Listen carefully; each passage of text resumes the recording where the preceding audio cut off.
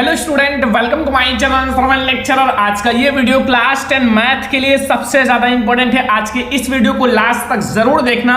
इस वीडियो में हम लोग बहुत सारे महत्वपूर्ण बहुविकल्पीय प्रश्नों को डिस्कस करने वाले हैं। ठीक है, तो आज हम लोग देखेंगे बहुविकल्पीय प्रश्नों को। पहला प्रश्न है कि दिया है HCF जो है वो 252 और 994 बराबर 18। ठीक है, इसका HCF इतना है। ज्ञात कीजिए एलसीएम ज्ञात करना है। तो यहाँ आपका 252 और 594 का ऑप्शन नंबर ए है 8300, बी है 8010, सी है आपका 8316 एंड डी है आपका 5200। ठीक है बच्चों, तो इसको आप लोग कैसे निकालोगे? आप लोगों को एक फार्मूला बताया गया होगा, अगर नहीं पता है तो जान जाओ। एलसीएम जो होता है, एलसीएम वो बराबर किसके होता है? वो हमारा बराबर होता है, जैसे आपका दो संख्या होती हैं, दो संख्या है तो दो संख्याओं का गुणनफल, दो संख्याओं का गुणनफल। ठीक है, गुणनफल। और वटे में हमारा क्या है? वटे में हमारा जो HCF है, जो हमारा HCF दिया हुआ है। अगर HCF दिया हुआ है तो HCF लिखो, अगर LCM दिया हुआ है तो LCM लिखो। ठीक है, तो हमारा HCF दिया हुआ है ना, LCM ज्ञात करना है। तो दो संख्याओं का गुणनफल हमारा है यहाँ 252 है और इंटू हमारा 594। ठीक है, ये दोनों हमारी संख्याएं हैं। ठीक है, ये दोनों संख्याएं हैं, तो ये हमने लिख दिया गुणे में, गुड़ा लगा दिया। ठीक है, एंड वटे में हमारा क्या है? 18। ठीक है, इसका 18 आपका HCF है ना, बता रखा है। तो जब आप इसको गुणा करोगे और 18 से भाग दोगे तो वो हमारा आएगा 8316। यही हमारा आंसर हो जाएगा। ये हमारा क्या है? एलसीएम है। क्या है? एलसीएम किसका? 252 का और आपका 594 का जो एलसीएम होगा वो हमारा होगा 8316। ठीक है, समझ में आ गया? तो ये हमारा हो जाएगा ऑप्शन नंबर सी बिल्कुल सही, 8316 हमारा बिल्कुल सही है। तो बहुत ज़्यादा आसान है, अगर आप लोग थोड़ा सा प्रैक्टिस करोगे तो चीज़ें आसान लगेंगी। ठीक है, अगला देखो क्वेश्चन नंबर 2 है कि निम्न में से कौन सा सहअभाज्य संख्याओं का एक युग्म है? निम्न में से कौन सा एक सहअभाज्य संख्याओं का एक युग्म है? ठीक है, ऑप्शन नंबर ए है 14,35, बी है 31,93, सी है 18,25 एंड डी है 32,62। बच्चों, सहअभाज्य संख्याएं वो होती हैं जो मैं आपको बता दूं कि जिसका HCF जो होता है वो 1 होता है। मान लो अगर 14 और 35 का HCF निकालो 1 आता है तो वो हमारा सहअभाज्य गुणनफल होगा, लेकिन इसका नहीं आएगा। मैंने देखा है 18 और इसका अगर निकालोगे तो हमारा HCF 1 हो जाता है। किसका? 18 और हमारा 25 का HCF 1 होता है। ठीक है, आप निकाल कर देख लेना, HCF तो निकालना जानती हो। तो ये हमारा हो जाएगा ऑप्शन नंबर सी बिल्कुल सही, जो कि 18 और 25 हमारा हो जाएगा जिसका HCF 1 है।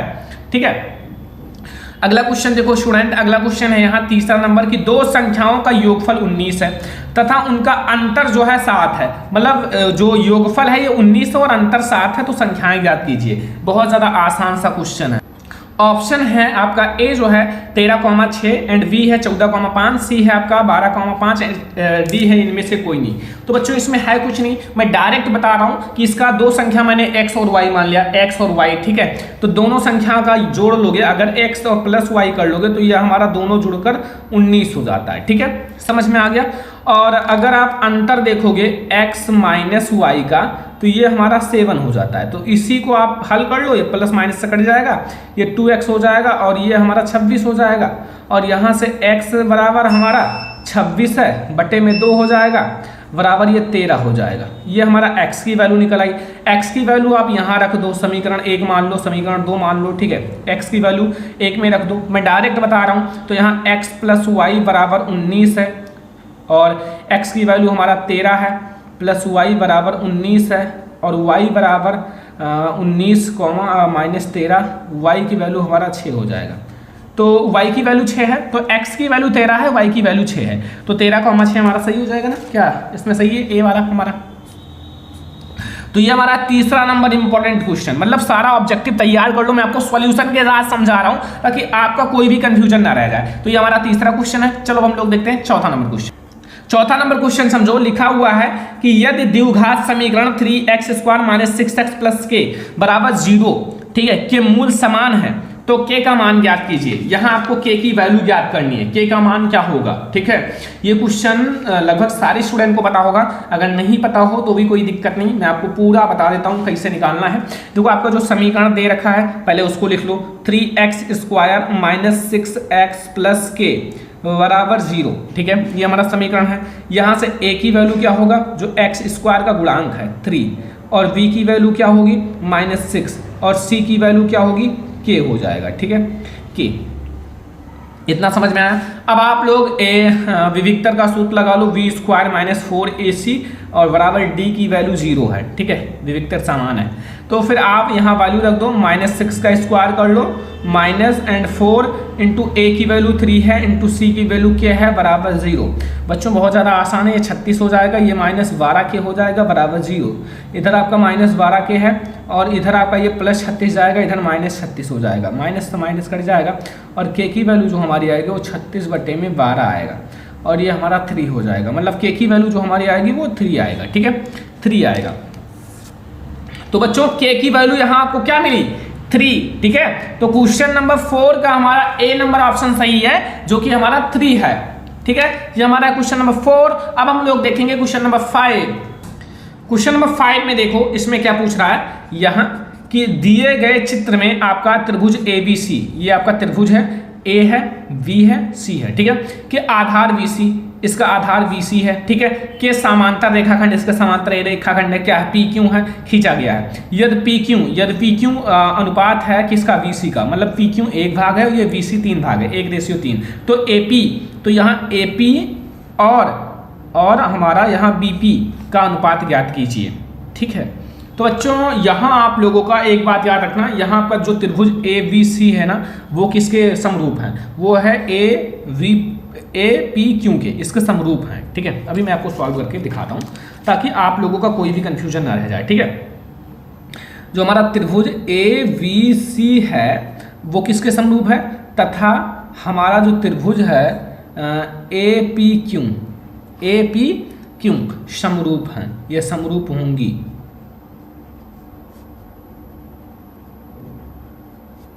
समरूप होंगी, ठीक है। अगर समरूप हैं तो फिर हमारा इसका जो AP होगा, मतलब AV जो होगा, वो AV जो होगा ना, वो आपका अनुपात होगा AP के, किसके, AP के, ठीक है। और यहाँ AC जो होगा मतलब BC, यहाँ जो BC होगा वो हमारा PQ के होगा, मतलब PQ के, ठीक है। ये तो ये हमें ज्ञात करना है, तो अभी आपको बहुत आसान लगेगा। AV हम लिख लें और हमें AV और AP और AP का ज्ञात करना है, तो ऐसे लिख लो, AV और AP, और हमारा नीचे वाला जो दोनों दे रखा है, ठीक है, VC और PQ, ठीक है। अब इतना आपको पता चला। अब यहाँ से हम क्या करेंगे, यहाँ से यहाँ आपकी वैल्यू भी दे रखी है, इसकी 3 है और इसकी 1 है, ठीक है। इतना समझ में आया, ये इसकी वैल्यू है, ठीक है। देखो यहाँ PQ कितना दिख रहा, 1, तो PQ 1 और ये, ठीक है। अब AB को आप A एंड B को लिख सकते हो AP प्लस VP, ठीक है, लिख सकते हो कि नहीं बताओ।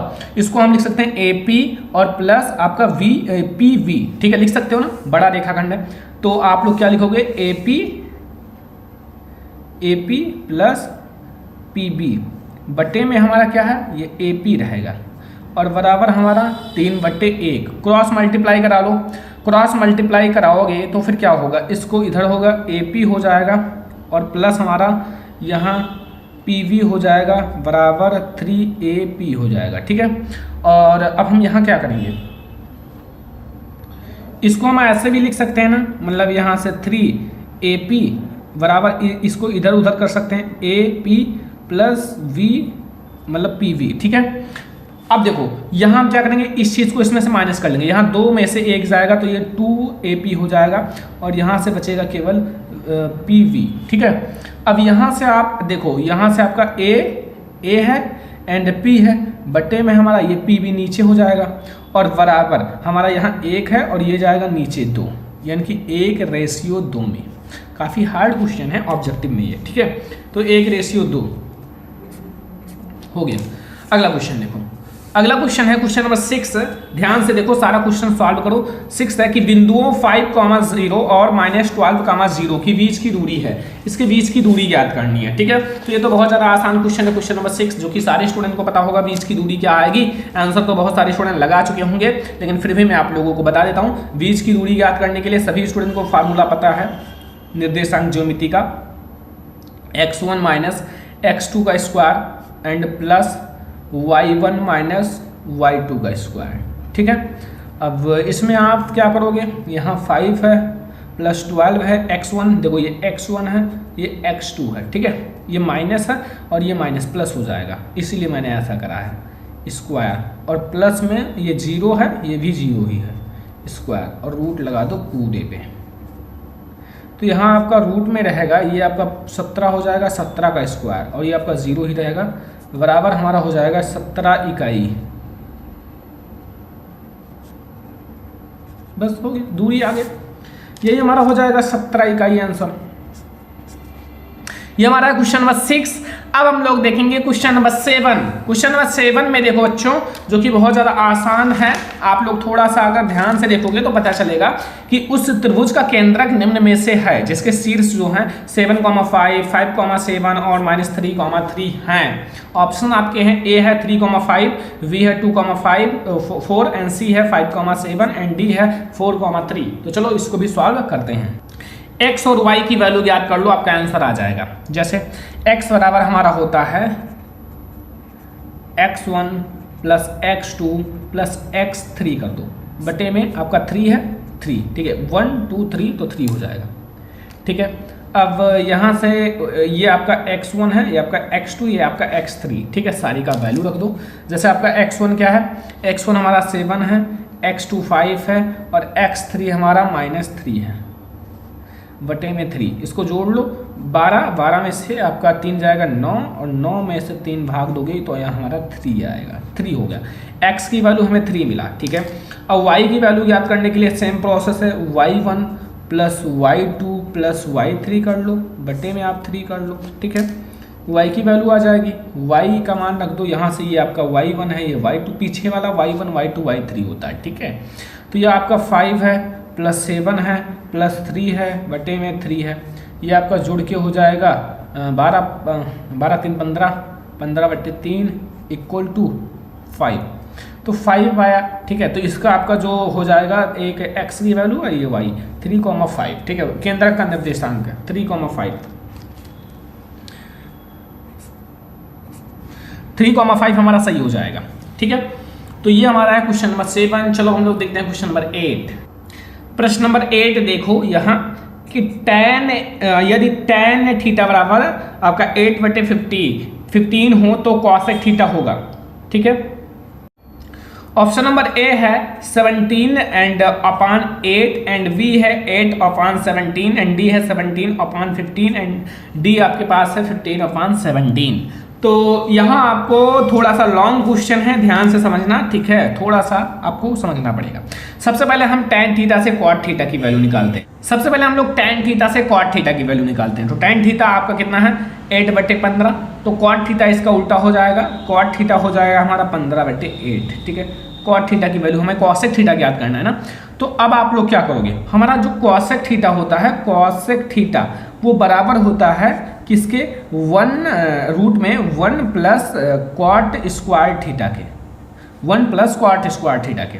तो यहाँ आप लोग रूट लगाओ और यहाँ आपका 1 हो गया, और यहाँ से आपका cot की वैल्यू दे रखा है 15/8, इसका स्क्वायर कर लो। ठीक है, ध्यान से समझना, अभी आपको थोड़ा सा मैंने बताया लॉन्ग है।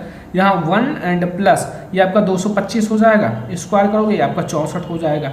ठीक है, फिर आप इसको क्या करोगे, इसको आप जो यहाँ 64 और इसमें 64 जोड़ दोगे तो यह 289 हो जाएगा, और बटे में आपका 64 है ही, इसका वर्ग करोगे तो ये हमारा 289 का 17 हो जाएगा और इसका 8 हो जाएगा, इसका आएगा 17/8। 17/8 हमारा राइट ऑप्शन हो जाएगा। ठीक है, देख लो ऐसा लगाना है। तो ये हमारा क्वेश्चन नंबर 8। अब हम लोग देखेंगे क्वेश्चन नंबर 9।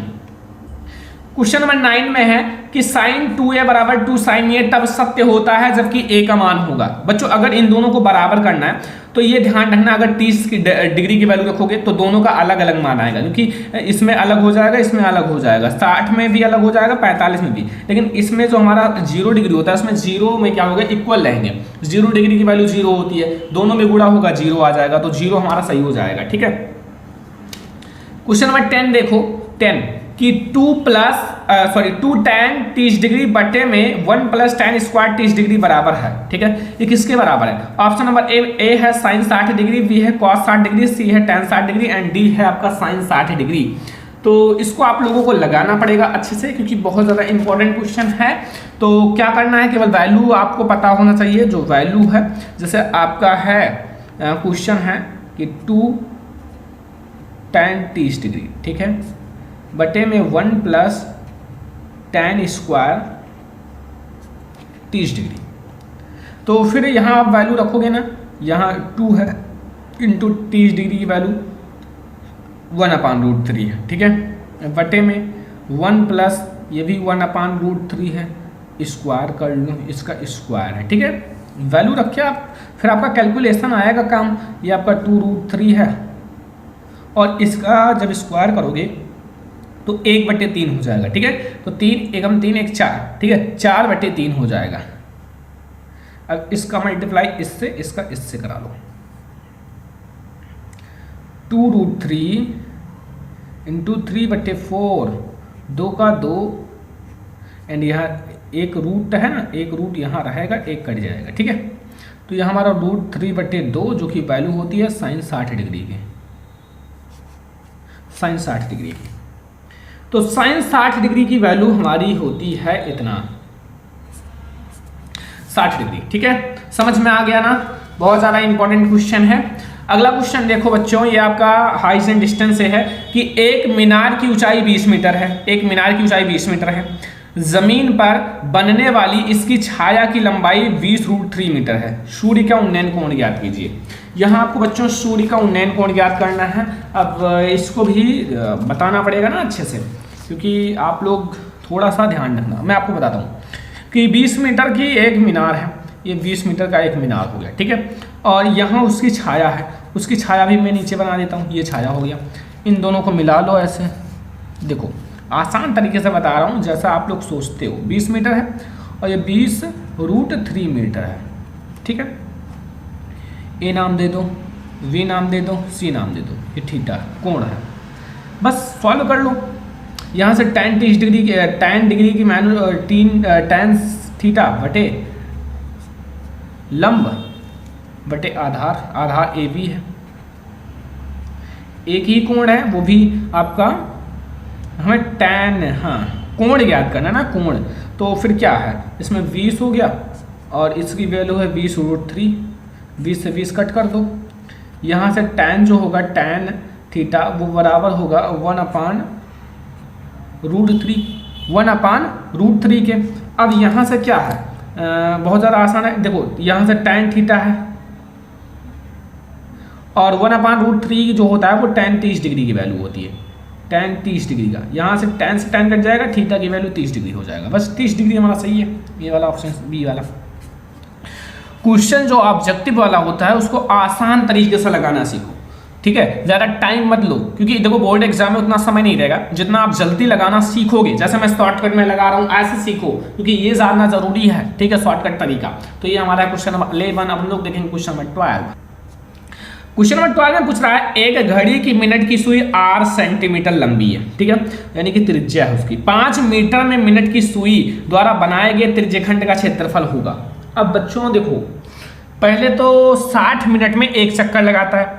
अब यहाँ 1 मिनट में, जब 1 मिनट में निकालोगे तो 5 मिनट का निकल आएगा। ठीक है, अब मान लो आप लोग कि 1 मिनट में कितना हो जाएगा, 1 मिनट में हो जाएगा 1/60, 1/60 मतलब 1 मिनट में। ठीक है, अब 1/60, अब आपका 5 मिनट में, तो इससे 5 से मल्टीप्लाई कर दो, तो यहाँ 12×5 = 60, यानी कि 1/12 चक्कर जो है ना वो 5 मिनट में लगाएगा। देखो मैं आपको शॉर्टकट बता रहा हूँ। ठीक है, 5 मिनट में इतना लगाएगा, 1/12। इसकी त्रिज्या r है, तो त्रिज्यखंड का क्षेत्रफल क्या होगा?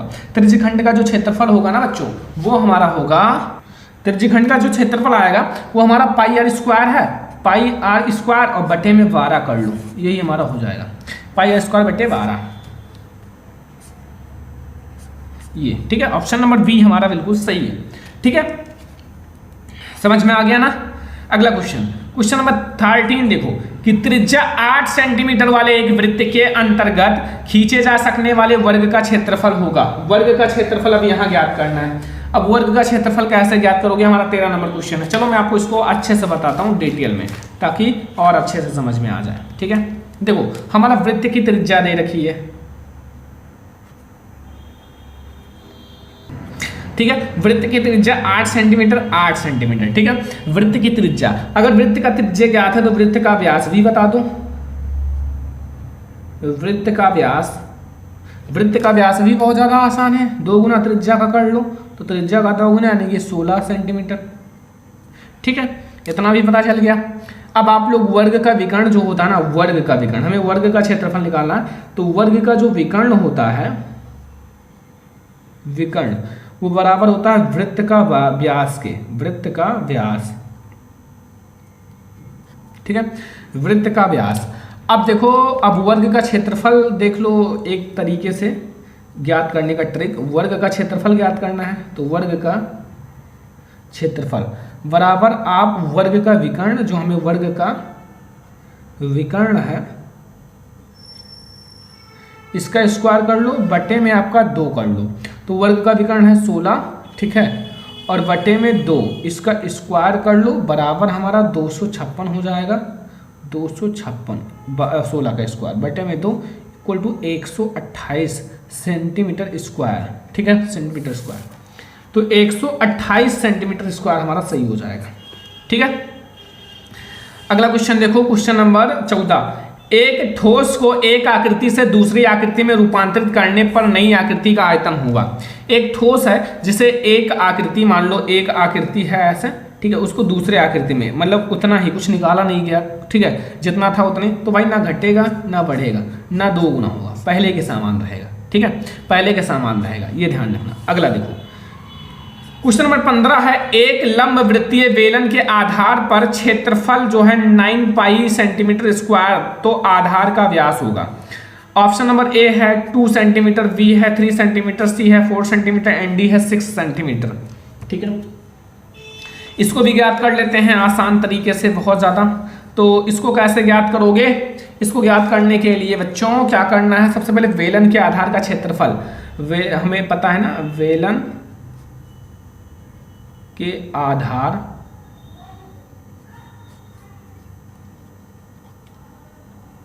का क्षेत्रफल वो कितना होता है, पाई आर स्क्वायर, ठीक है, पाई आर स्क्वायर। अब ये हमारा जो पाई आर स्क्वायर है ये बराबर है 9 पाई के, 9 पाई, पाई से पाई कट जाएगा, आर स्क्वायर जो बचेगा वो 3 सेंटीमीटर, और आर जो बचेगा हमारा वो, सॉरी 9 है स्क्वायर है ना, अभी 9 का कर्ण कर लो, तो यहाँ आर जो होगा वो क्या हो जाएगा, वो हमारा बचेगा केवल 3 सेंटीमीटर। तो यहाँ हमारा 3 सेंटीमीटर ऑप्शन में हो लगा दो भाई। हाँ, अभी आपको व्यास ज्ञात करना है, तो त्रिज्या यह हमें मिला है, त्रिज्या की 2 गुनी होती है व्यास, तो 6 सेंटीमीटर, ठीक है, 6 सेंटीमीटर हमारा सही हो जाएगा। ये ध्यान रखना, त्रिज्या आपको मिला तो त्रिज्या में 2 से गुणा करोगे तब आपको व्यास मिलेगा, जो कि हमें ज्ञात करना था। तो ये हमारा है 15 नंबर क्वेश्चन। अब हम लोग देखेंगे 16 नंबर क्वेश्चन।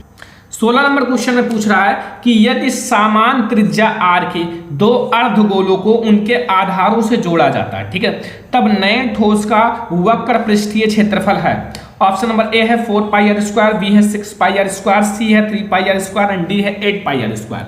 यदि समान त्रिज्या r के 2 अर्धगोलों को उनके आधारों से जोड़ा जाता है तो उसका जो बच्चों हमारा वक्र पृष्ठीय क्षेत्रफल होगा वो 3 पाई आर स्क्वायर होगा। क्या होगा, 3 पाई आर स्क्वायर, ठीक है, 3 पाई आर स्क्वायर होगा, ध्यान रखना, ठीक है।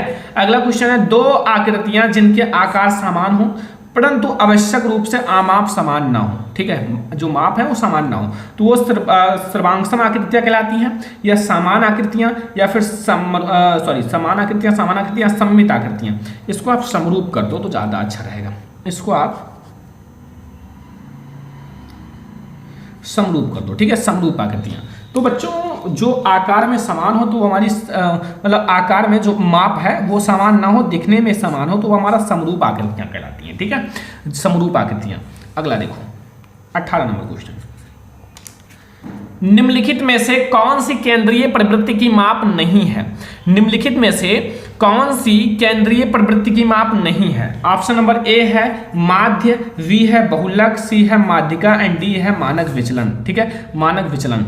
तो यहां आपको बताना है कौन सी है इन चारों में से जो केंद्रीय प्रवृत्ति की माप नहीं है, तो वो हमारा है बच्चों मानक विचलन। क्या है? मानक विचलन। ठीक है, जो केंद्रीय प्रवृत्ति की माप नहीं है। ठीक है, अगला क्वेश्चन देखो स्टूडेंट 19 नंबर, 1 से 9 तक की प्राकृतिक संख्याओं का समांतर माध्य होगा। 1 से 9 तक की प्राकृतिक संख्याएं, प्राकृतिक संख्याओं का मतलब होता है 1 से 9 तक। मतलब जैसे हमारा समांतर माध्य निकालना है तो 1 2 3 4 5 6 7 8 9 10, सॉरी 10 नहीं लेना है क्योंकि हमारा 1 से 9 तक ही आपका होता है। ठीक है, तो ये हमारा 9 हो जाएगा, 9 से भाग दे दो। इनको सबको जोड़ोगे तो आपका कितना आएगा?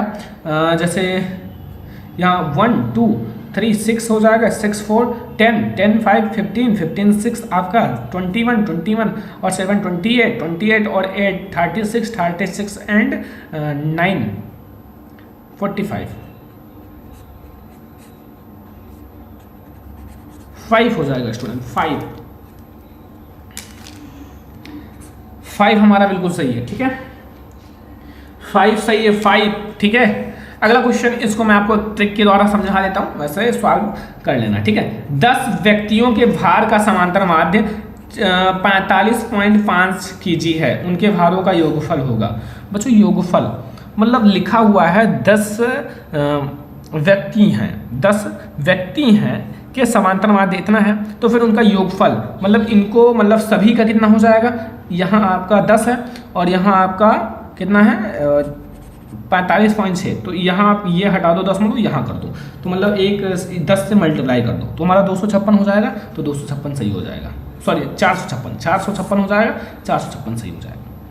तो ये है हमारे 20 मोस्ट इंपॉर्टेंट ऑब्जेक्टिव क्वेश्चन। मैं आप लोगों को 20 ऑब्जेक्टिव भी बता रहा हूँ। अभी 100 ऑब्जेक्टिव का सीरीज आने वाला है एक साथ, उसका सरप्राइज होगा। मैंने आपसे क्या कहा है कि आप लोग जल्दी से 8 लाख यानी कि 8 लाख बच्चे हो जाओ। जल्दी से आप लोग जितने स्टूडेंट सब्सक्राइब नहीं किए हैं सब्सक्राइब कर लो, अपने फ्रेंड्स के साथ शेयर कर दो ताकि वो भी सब्सक्राइब कर लें। ठीक है, क्योंकि हम लोगों को एक बड़ी फैमिली बनाना है और आप लोगों को इसके बाद एक बहुत बड़ी सरप्राइज आने वाली है जो सारे स्टूडेंट के लिए बहुत ज़्यादा इंपॉर्टेंट है, चेहरा खिल उठेगा। ठीक है, ये वीडियो सबको लाइक करना है, शेयर भी करना है, और जितना मैं आपको बताया हूँ ये सारा क्वेश्चन नोट कर लेना। बहुत ज़्यादा मेहनत किया गया है, ये सारे क्वेश्चंस में बहुत ज़्यादा इंपॉर्टेंट जो है वो छाट कर अच्छे से बता रहा हूँ। ठीक है, ये मोस्ट इंपॉर्टेंट है 20 ऑब्जेक्टिव। ठीक है, ज़्यादा नहीं 20 है, लेकिन इसमें से 10 से 15 आपके फंस जाएंगे। ठीक है, तो ये याद रखना। ठीक है, पहला प्रश्न है, एक आयताकार बाग का अर्ध परिमाप 36 मीटर है। कितना है? 36 मीटर है, जिसकी लंबाई चौड़ाई से 4 अधिक है। जिसकी जो लंबाई है चौड़ाई से 4 अधिक है, तो बाग की विमाएं मतलब होता है लंबाई और चौड़ाई ज्ञात कीजिए।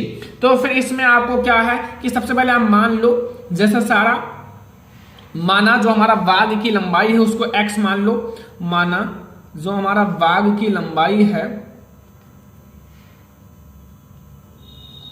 बाग की लंबाई उसको आप x मान लो, x मीटर, तथा चौड़ाई को y मान लो। ठीक है, हमारा जो बाग की चौड़ाई है, चौड़ाई को आप y मीटर मान लो। ठीक है, y मीटर है, तो मतलब लंबाई हमारा x मीटर है और चौड़ाई हमारा y मीटर है। ठीक है, अब प्रश्न के अकॉर्डिंग बाग का अर्ध परिमाप दिया है। ठीक है, बाग का अर्ध परिमाप। ठीक है, अर्ध परिमाप, तो बाग का जो अर्ध परिमाप होगा ना वो हमारा 36 है, 36 मीटर दिया है ना, तो इसको आप 36 मीटर लिख लो। ठीक है, अब आप लोग देखो हमारा जो बाग का अर्ध परिमाप यानी कि लंबाई प्लस चौड़ाई होगा, लंबाई प्लस चौड़ाई। ठीक है, लंबाई प्लस चौड़ाई इक्वल टू 36 मीटर यानी कि 36। ठीक है, इसको आप समीकरण नंबर फर्स्ट नाम दे देना। क्या नाम दे देना? समीकरण नंबर फर्स्ट। ठीक है, तथा आप लोग देखो, तथा हमारा कह रहा है कि यहां भी आप क्वेश्चन में देखो कि जिसकी लंबाई चौड़ाई से 4 अधिक है, जिसकी जो लंबाई हो चौड़ाई से 4 अधिक है, ठीक है। तो लंबाई अगर मैंने x माना है और चौड़ाई को y के बराबर लिखते हैं, तो लंबाई हमारा किससे अधिक है, चौड़ाई से 4। तो इसको बराबर करने के लिए हमें चौड़ाई में 4 जोड़ना पड़ेगा, चौड़ाई में 4 जोड़ना पड़ेगा, ठीक है, ये ध्यान रखना। तो इतना अब हम लोग कर लिए। अब यहां से आप क्या कर सकते हो, x माइनस वाई बराबर 4 लिख सकते हो।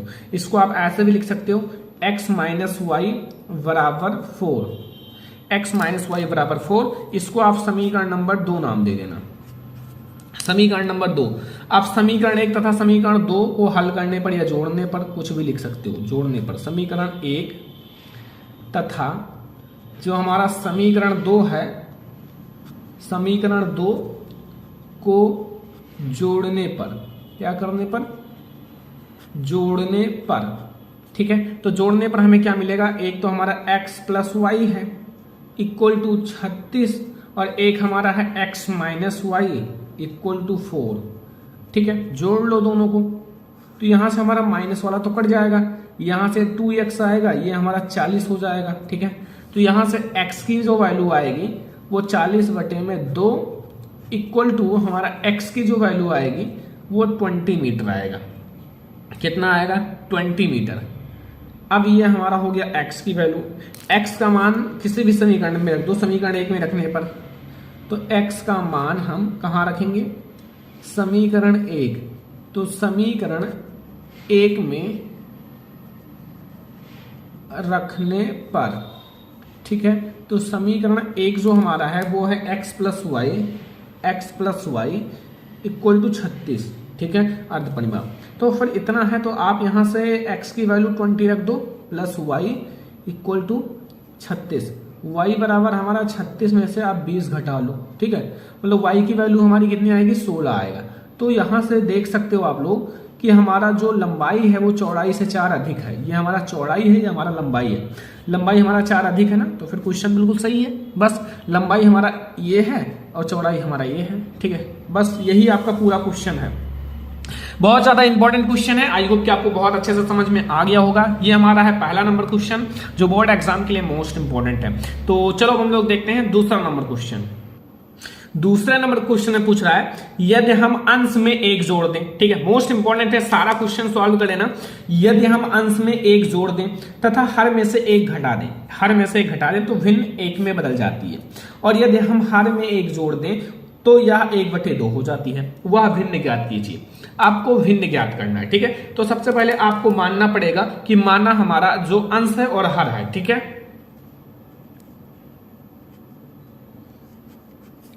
देखो माना जो हमारा अंश है, अंश माना अंश को आप x मान लो, ठीक है, तथा हमारा हर जो है, तथा हर को आप y मान लो, ठीक है।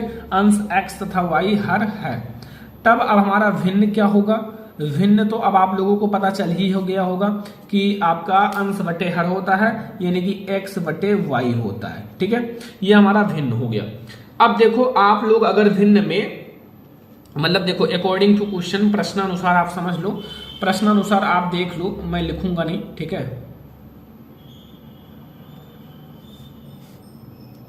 हमारा केस नंबर फर्स्ट है, अगर हम अंश में 1 जोड़ दें, देखो यदि हम अंश में 1 जोड़ दें, अगर मैंने ये x है और इसमें 1 जोड़ दिया, अंश में 1 जोड़ दिया और हर में से 1 घटा लें, यानी कि y हमारा हर है और इसमें से 1 घटा लें, तो हमारा भिन्न 1 में बदल जाता है, 1 में बदल जाता है। तो ये हमारा हो गया, ठीक है। अब इसको आप सबसे पहले देखो क्रॉस मल्टीप्लाई करा लो, यहां से x प्लस 1 और यहां से हमारा y माइनस 1, ठीक है।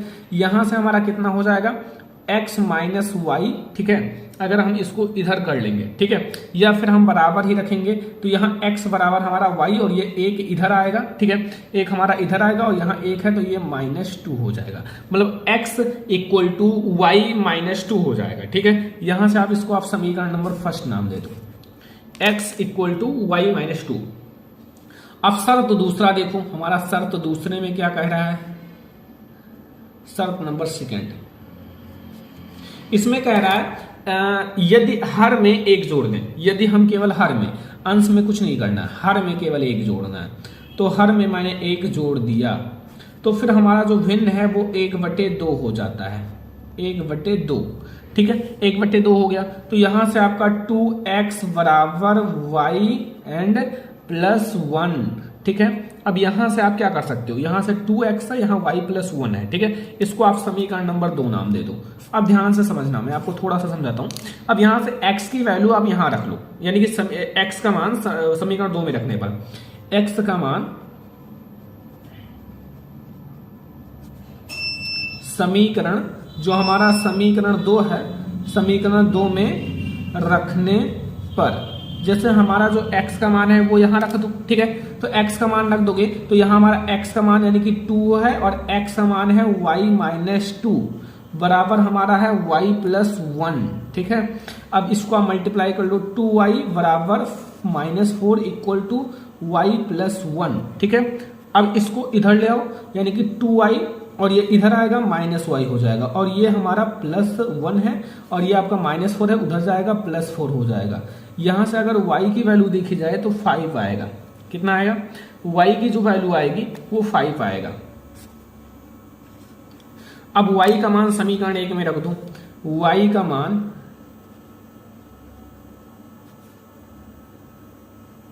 समीकरण 1 में रखने पर, अब y का मान आप समीकरण 1 में रख दो। समीकरण 1 हमारा है x बराबर y - 2, तो यहां हमारा x बराबर हमें मिल जाएगा 5 - 2, x बराबर हमारा 3। तो यहां से x और y की वैल्यू आपको मिल गया। तो अब अंश और हर यानी कि भिन्न हमें मिलना चाहिए, तो भिन्न हमारा कितना हो जाएगा, भिन्न इक्वल टू हमारा x बटे में y है। ठीक है, x बटे में y, x की वैल्यू हमारी 3 है और y की वैल्यू 5 है, यही हमारा भिन्न हो जाएगा, बस 3/5। तो ये हमारा दूसरा मोस्ट इंपॉर्टेंट क्वेश्चन है जो बोर्ड एग्जाम के लिए मोस्ट इंपॉर्टेंट है। पूरा क्वेश्चन आपको समझ में आ गया होगा, बहुत आसान तरीके से बताया हूं ताकि आप लोगों को पूरा समझ में आ जाए। तो अब हम लोग देखेंगे क्वेश्चन नंबर 3। ये क्वेश्चन हमारा बहुत ही ज्यादा इंपॉर्टेंट है। इस टाइप का क्वेश्चन आपसे लॉन्ग क्वेश्चन में पूछा जाता है कि निम्न समीकरण के मूल ज्ञात कीजिए। ठीक है, ये देख सकते हो एनसीईआरटी का 2019, 20, 22 कई बार आया है। ठीक है, मैथ का क्वेश्चन अगर 1 से 2 बार आ जाए तो बहुत ज्यादा इंपॉर्टेंट होता है। ठीक है, तो यहां देखो आपका लिखा हुआ है x बटे x +4 माइनस x अपान x - 7 बराबर आपका 11/30, और x की वैल्यू जो है वो -4 और 7 के बराबर नहीं होनी चाहिए। ठीक है, तो अब इसको हम लोग कैसे हल करेंगे, कुछ है नहीं। सबसे पहले आप समीकरण जो दिया हुआ है उसको अच्छे से लिख लो हल में। हमारा समीकरण ये है, तो समीकरण आप एक बार लिख लो, 1/x + 4 है और -1/x - 7 है बराबर 11/30 है। ठीक है, क्रॉस मल्टीप्लाई नीचे का एलसीएम आपका क्या हो जाएगा, आपका हो जाएगा x + 4 भिन्न भिन्न है ना, तो x - 7 इन दोनों का मल्टीप्लाई होगा। ठीक है, अब यहां आपका क्या हो जाएगा, ये हमारा हो जाएगा 1 में मल्टीप्लाई होगा x - 7 का, तो x - 7 ही रहेगा। ठीक है, और इसका मल्टीप्लाई इससे होगा तो ये हमारा -x और ये हमारा कितना हो जाएगा, इसको एक ब्रैकेट में कर लो। ठीक है, एक ब्रैकेट में, और ये हमारा +4 है बराबर 11/30। अब देखो इसका ब्रैकेट खोल दो, x - 7 माइनस x -4 और बटे में आप इसका मल्टीप्लाई कर लो। मल्टीप्लाई करोगे तो ये हमारा हो जाएगा कुल मिला के x² -3x एंड -28। कैसे आया, कुछ नहीं है, देखो मैं आपको समझा देता हूं। x का गुणा x से होगा x², इसका गुणा देखो x का 7x से होगा -7x। ठीक है, फिर इसका 4x से होगा तो 7x में से 4x घट जाएगा, इतना हो जाएगा 3x, और यहाँ 4 का 7 से होगा 28 हो जाएगा। बस इतना आपको समझना था। बराबर यहाँ हमारा 11/30, यहाँ से x से x कट जाएगा। ठीक है, और फिर यहाँ हमें ये जुड़ जाएगा और ये हमारा -11 मिल जाएगा ऊपर, और ये हमें मिलेगा x² -3x और -28 ये, और ये हमारा 11/30। दोनों में आप 11 से भाग दे दो, मतलब ये जो है ना, मतलब 11 से भाग दोगे तो 11 हट जाएगा, तो फिर हमारा हो जाएगा ये 1 -1/x²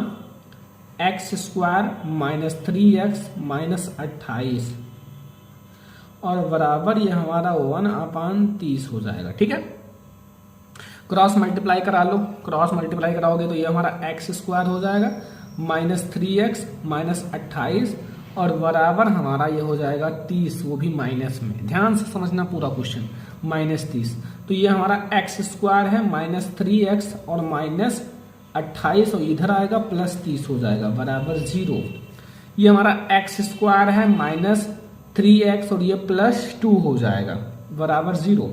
अब जोड़ने घटाने पर आपका 3 और गुणा करने पर 2, तो फिर बहुत आसान है, x² माइनस अगर 2 में आप +1 करोगे तो ये 3 हो जाएगा और गुणा करोगे तो 1 हो जाएगा +2 बराबर 0।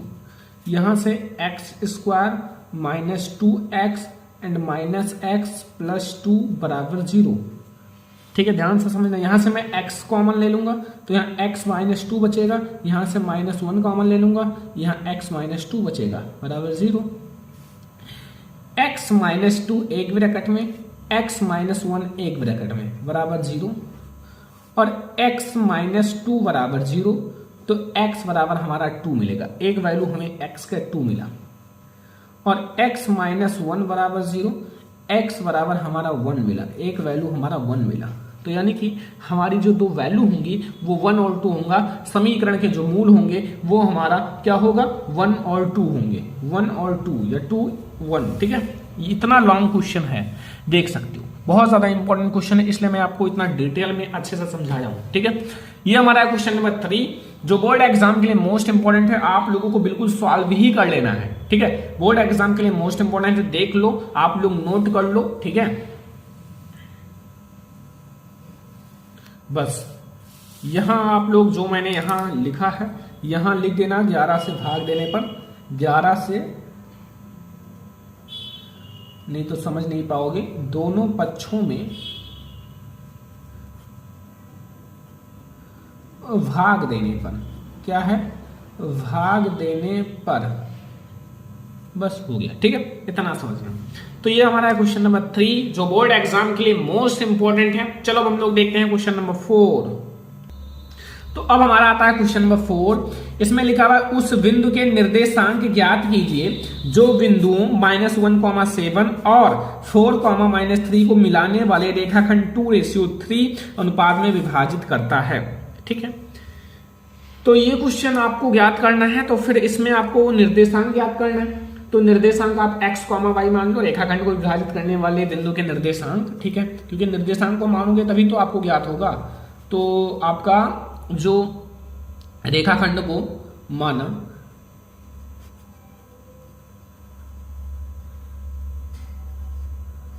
रेखाखंड को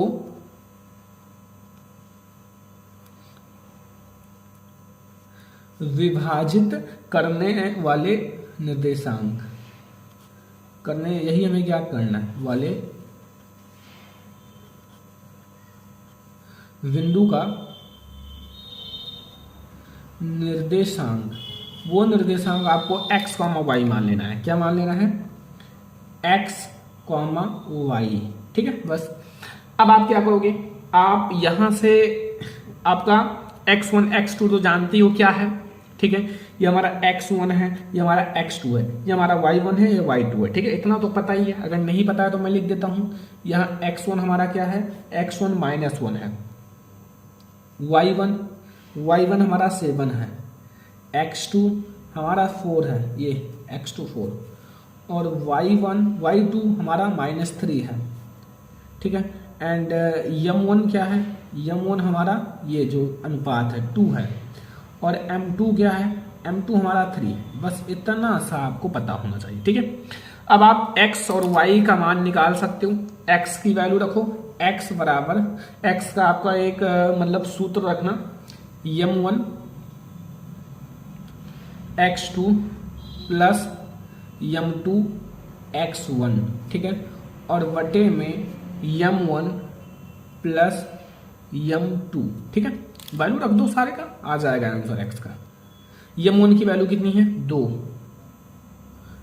x2 की 4 प्लस m2 की वैल्यू 3 और x1 का -1 बटे में 2 + 3 बराबर ये हमारा 8 हो जाएगा और ये हमारा -3 हो जाएगा बटे में 5 हो जाएगा बराबर 5 बटे में 5 इक्वल टू हमारा 1 आएगा।